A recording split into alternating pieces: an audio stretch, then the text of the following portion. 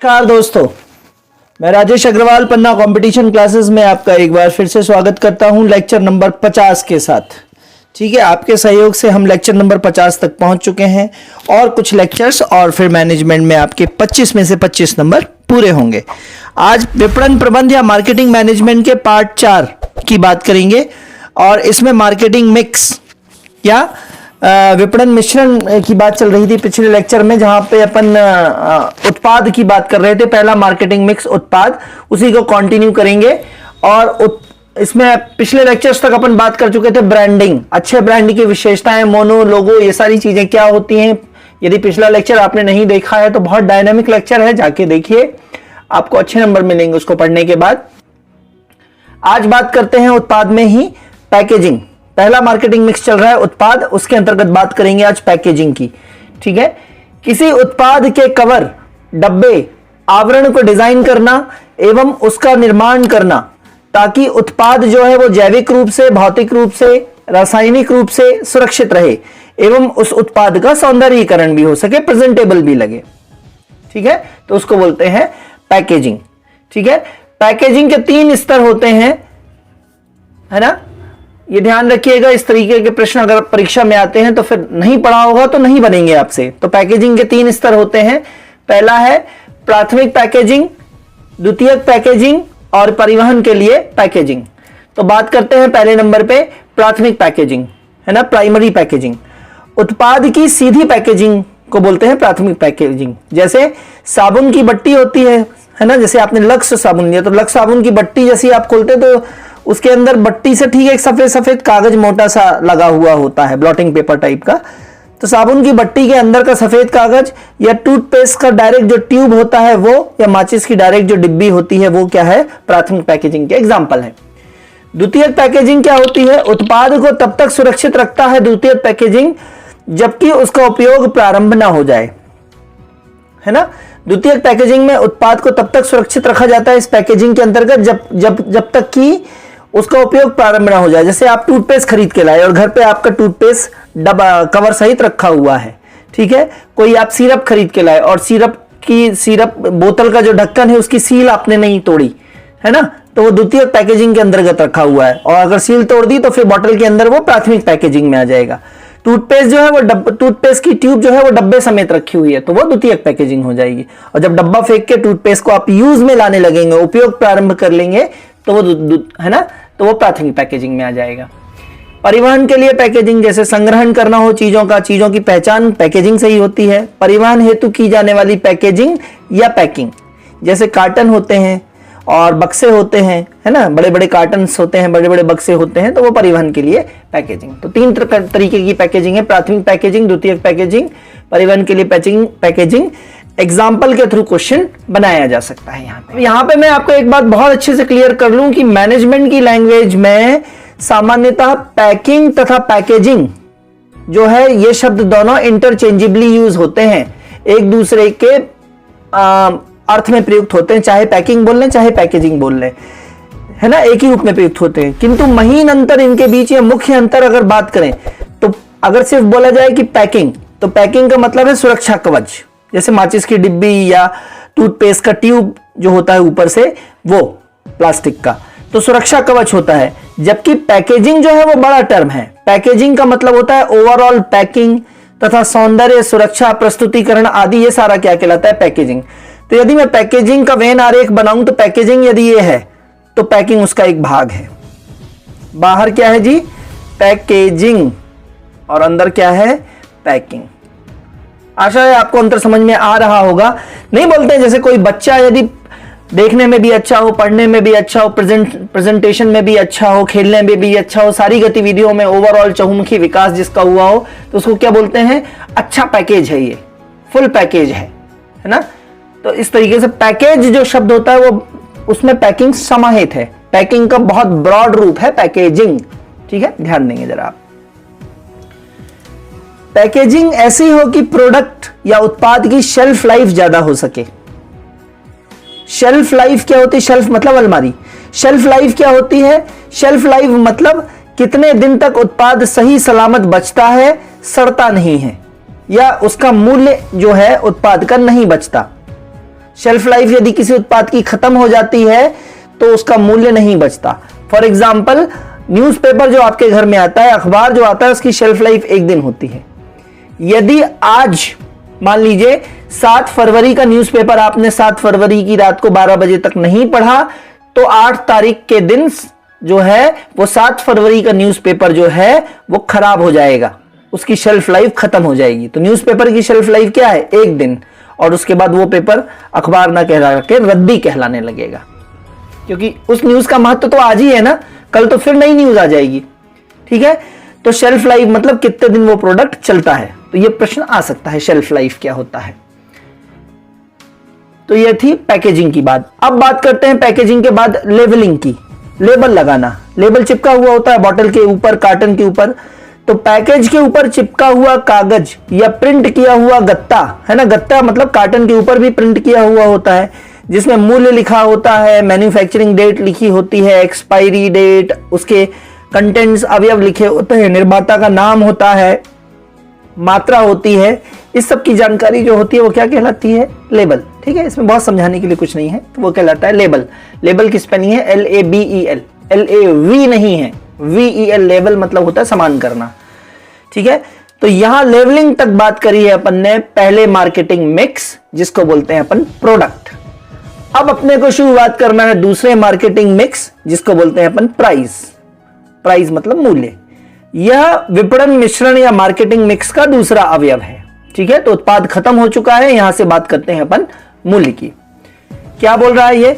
उत्पाद के बदले दिया जाने वाला मौद्रिक प्रदान मूल्य कहलाता है। कोई उत्पाद आप खरीद रहे हैं तो उसके बदले जो आप पैसा प्रदान कर रहे हैं वही उसका मूल्य है।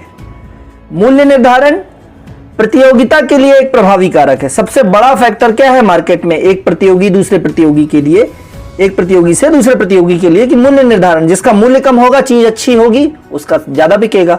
तो मूल्य निर्धारण जो है वो प्रतियोगिता के लिए एक प्रभावी कारक है। पूर्ण प्रतियोगिता बाजार या पूर्ण प्रतियोगी बाजार में मूल्य निर्धारण बहुत महत्वपूर्ण भूमिका निभाता है, क्योंकि बहुत सारे सेलर्स हैं वहां पे, बहुत सारे बेचने वाले हैं। तो आपका मूल्य निर्धारण की प्रक्रिया है, आपका लागत मूल्य जो है, चीजों को बनाने का जो लागत मूल्य है वो कैसा आ रहा है, और उसके हिसाब से आप बेचने का मूल्य निर्धारण कर पाएंगे। तो ये सारी चीजें बहुत महत्वपूर्ण भूमिका निभाती हैं। दोस्तों, क्या आप भी लगातार तैयारी के कारण नहीं बना पा रहे हैं अपने मैनेजमेंट सब्जेक्ट के प्रॉपर नोट्स? तो ज्वाइन कीजिए हमारे पटवारी मैनेजमेंट सब्जेक्ट के कंप्लीट कोर्स को, जिसमें आपको मिलेगा recorded classes, all lecture, PDF notes, टेस्टरी। यह केवल इसकी फीस केवल 99 रुपए है। तो अभी व्हाट्सअप कीजिए इस कोर्स को ज्वाइन करने के लिए 90 39 53 44 79 पर। मूल्य निर्धारण की विधियां। तो मूल्य निर्धारण की विधियां, ये चीज अपने को थोड़ा डिटेल में पढ़ना है। मूल्य निर्धारण की विधियां जो होती हैं, पहला है लागत मूल्य के आधार पर, कॉस्ट बेस प्राइसिंग। दूसरा है मांग आधारित मूल्य, डिमांड बेस प्राइसिंग। तीसरा है बाजारी प्रतियोगिता आधारित मूल्य, कंपटीशन बेस्ड प्राइसिंग। और चौथा है मूल्य निर्धारण की अन्य विधियां या अदर मेथड्स। तो सबसे पहले मूल्य निर्धारण की विधि है लागत के आधार पर मूल्य या कॉस्ट बेस्ड प्राइसिंग। इसके 2 प्रकार हैं, कॉस्ट प्लस प्राइसिंग और मार्कअप प्राइसिंग। और अन्य विधियों में अपन पढ़ेंगे सबसे लास्ट में जाके value pricing, target return pricing, going rate pricing और ट्रांसफर प्राइसिंग। ठीक है, तो बात करते हैं अपन सबसे पहले कॉस्ट प्लस प्राइसिंग की। ठीक है, लागत के आधार पर मूल्य क्या होता है पहले ये समझेंगे, और फिर ये दोनों प्रकार समझेंगे। तो लागत के आधार पर मूल्य क्या है जी? तो लागत वह न्यूनतम या आधार मूल्य होता है जिस पर किसी वस्तु या सेवा को बेचा जा सके।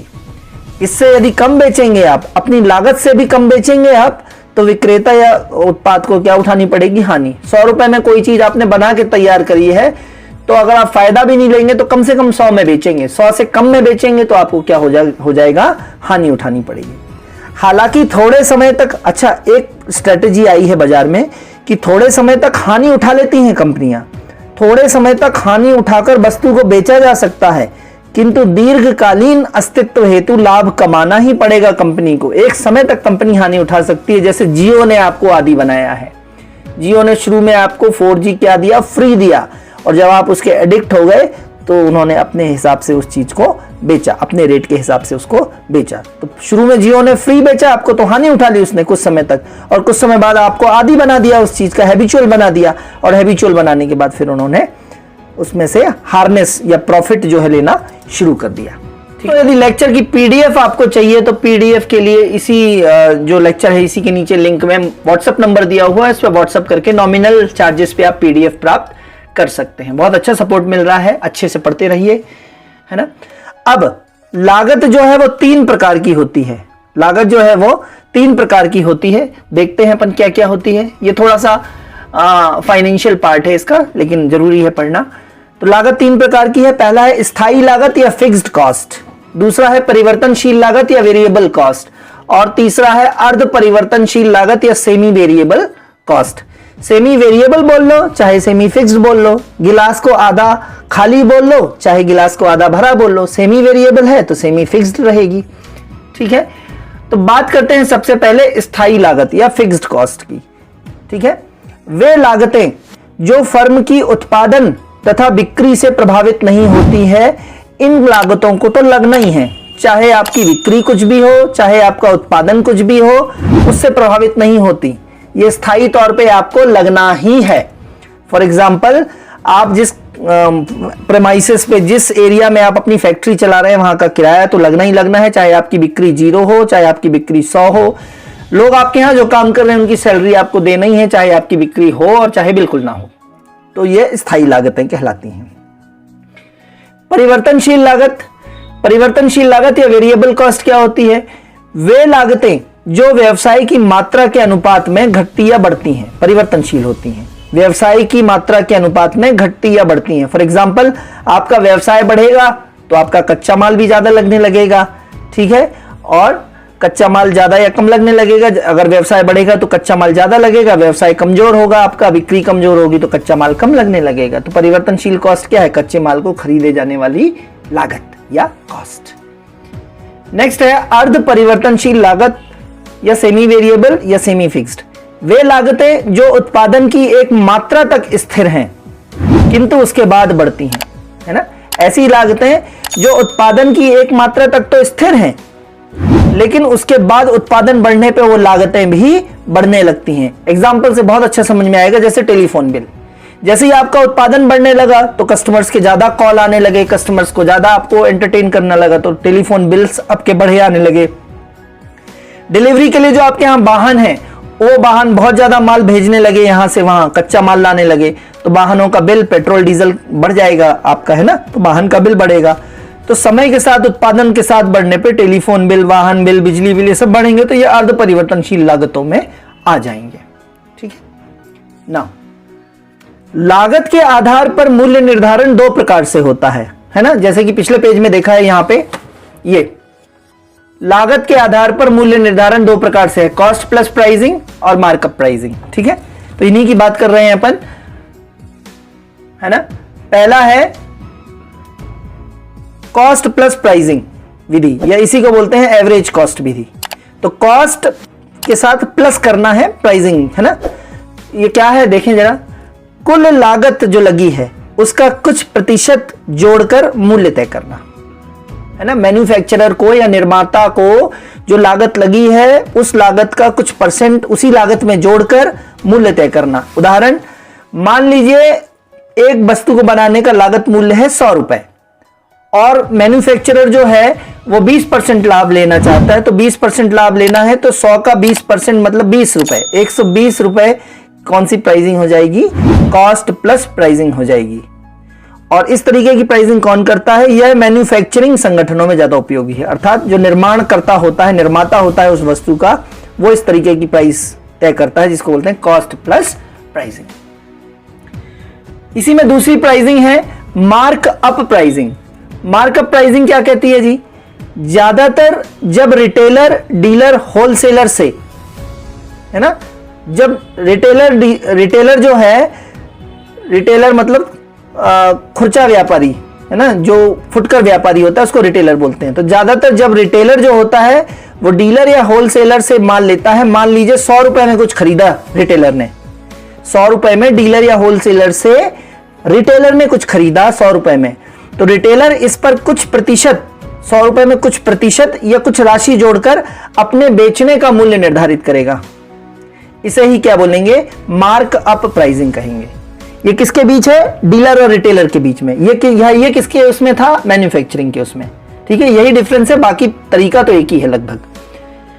तो होलसेलर या डीलर से रिटेलर ने खरीदा, उसमें कुछ प्रतिशत राशि जोड़ के अपने बेचने का मूल्य निर्धारित करेगा वो रिटेलर, इसे ही मार्कअप प्राइसिंग कहेंगे। एग्जांपल आप देखेंगे, 1 लीटर सरसों की बोतल लेके आइए बाजार से, तो 1 लीटर सरसों की बोतल में जो प्राइस एमआरपी पड़ा होगा, मान लीजिए 220 रुपए पड़ा है एमआरपी, है ना। और जब डीलर ने रिटेलर को बेचा है वो, तो 180 रुपए के भाव से बेचा है। अब उस 180 में अगर रिटेलर मान लीजिए 5% जोड़ता है अपनी तरफ से, तो 180 का 5% कितना हो जाएगा, 9 रुपए।